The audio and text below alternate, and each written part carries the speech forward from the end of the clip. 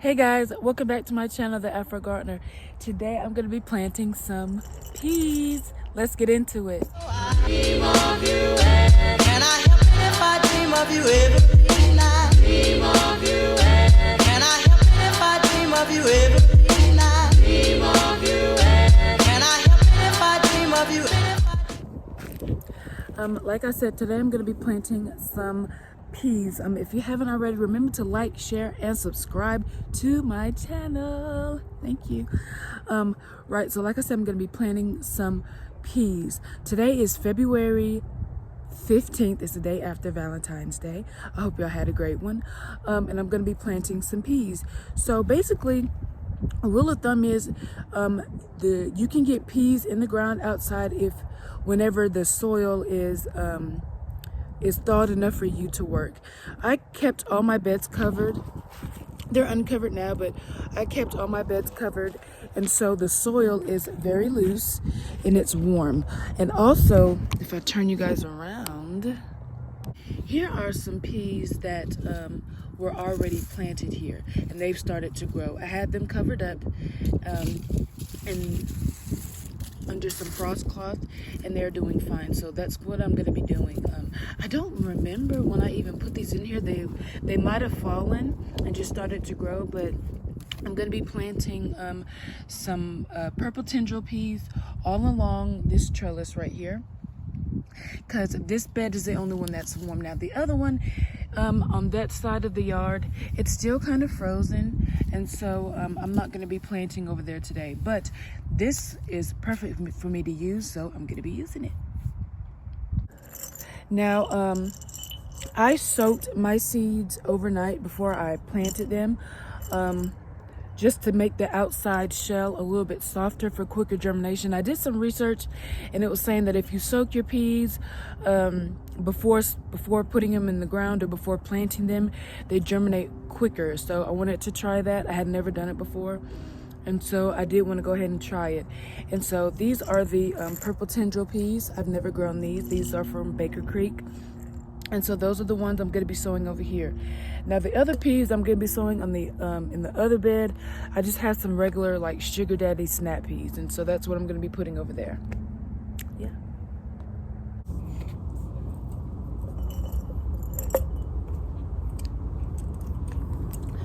I am digging, like, I have a tool that I usually use for this. It's a wooden, like a spindle tool. It's a wooden tool, but I don't know where it is, and so I'm using a pair of scissors, and I'm just digging like a little bit of a trench. Let me see. I'm digging like a small trench. Now there is some peas right there, so I'm not gonna put them any there, but not too deep, about an inch or so. I have this Ragged Jack kale that's over there, so I'm gonna move that out the way. And I'm going to be basically just kind of using the trellis as a guide. And this is where I'm going to be putting the peas. Now, I am going to cover this up. I'm not going to leave it uncovered because the nights are still kind of cold. But because we are having some pretty nice days, I wanted to go ahead and put these out because peas are frost hardy.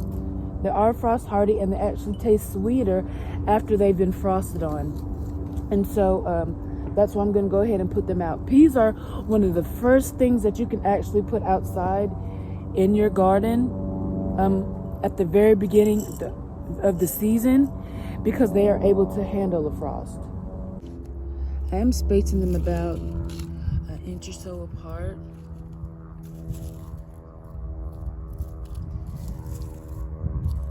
And this is what I'm doing all the way down.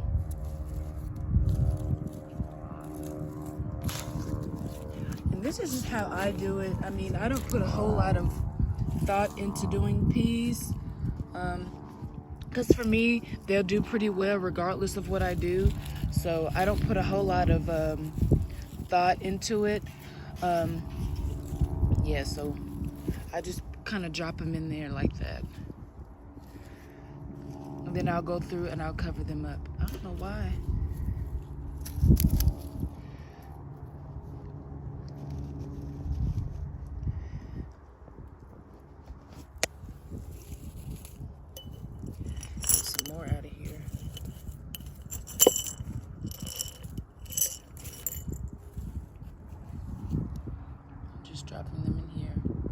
I might go back through and put some more, but I may not, because I really don't want them to be too close together.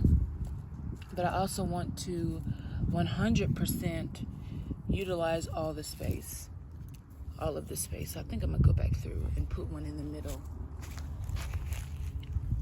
Yeah, I'm gonna do that because it's still enough space.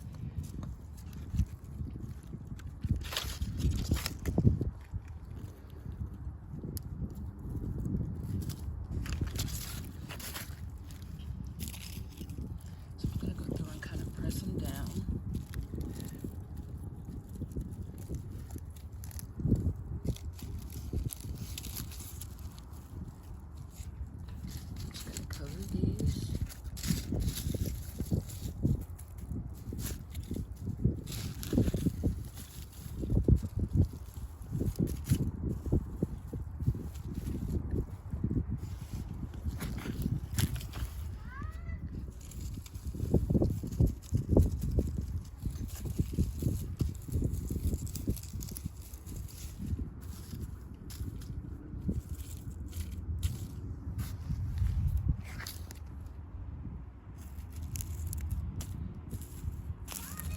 Yes. All done. That's basically it for the peas, but I did want to kind of walk through and show you guys what the garden looks like right now. I took all the coverings off because it's pretty nice today. The sun is shining, it's pretty warm, and so I was trying to give the plants some sun, and I'm just going to show you guys what everything looks like. So this is the bed that I had my tomatoes in.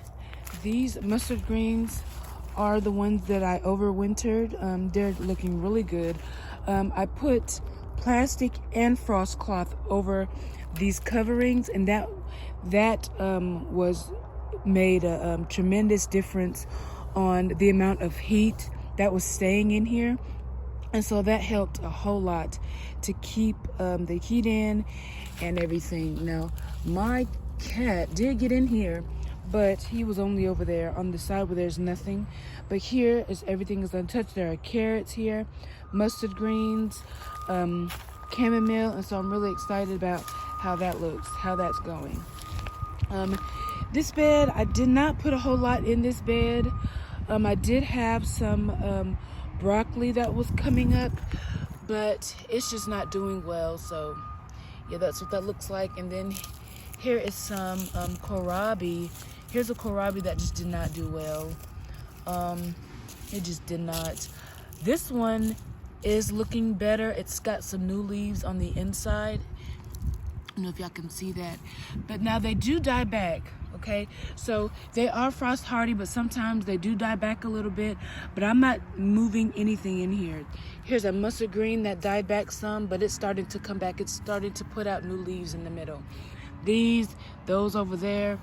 But this bed particular is my struggle bed. Like, I don't know what was going on in this bed, but I just kept it covered to keep the soil warm, because I planned on putting a bunch of root vegetables in here soon. So this bed is one of the cold frame beds. The glass pane on one of the windows that I had on here broke. And so it let in a lot of cold air, and a bunch of the mustard greens I had and the cabbage and stuff I had in here died back a lot. Now it is getting better. Every week I come out here and I look at it, and it's doing a lot better. But I'm gonna be putting some different stuff in here as the weeks go on and as we get closer to the spring. Hold on just a minute. And so very excited about that. It looks a lot better than it did a couple weeks ago. A couple weeks ago I was like, this looks a mess. But a lot of the things that died back are starting to come back. Like the Swiss chard is starting to look alive. That one back there. Some of the lettuce is starting to come back where it died back. And there's some carrots over here as well. And I also added some kitchen scraps to here. So a lot of the things are starting to come back. I'm going to be going through and adding more kitchen scraps and compost. I'll definitely be adding a lot of compost to that other bed I showed you, because I'm going to be putting a lot of roots in there. But then this particular bed was covered up the whole time. I didn't do anything. But I did plant like some microgreen seeds in here. And you can see where some of them started coming up, but it's just not looking that great. But still, it's still warm. I can still use it. Like I said, I'm still going to be using the soil for roots and different things, but I just wanted to keep it warm. And so because it's warmer, I'll be able to do more with it. It didn't freeze over because it was covered up with the plastic. And so I just kind of kept it covered up to prepare it for the upcoming spring season. Then this is the bed I was just in. There's some Ragged Jack kale that's died back, but it's coming back. A cabbage here.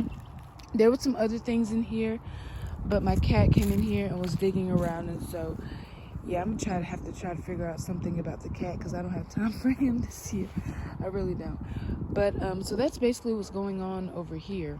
I know it's not a whole lot going on. I know it's not very pretty to look at, but I want y'all to remember this because in 2 weeks, it's gonna be different. It's gonna look different, especially because everything is starting to come back. It's starting to bounce back. I'm starting to feed the soil more, and I'm gonna be making videos all the time. I'm gonna be putting more videos out, so you guys will be able to see more of the transformation, the day to day, week by week, instead of like, you know, one day, next month, you know what I'm saying? And so I'm really excited for the season and everything that's gonna be happening. I hope you guys enjoyed this video. Remember to like, share, and subscribe. Leave me a comment. If you have a comment, ask me a question.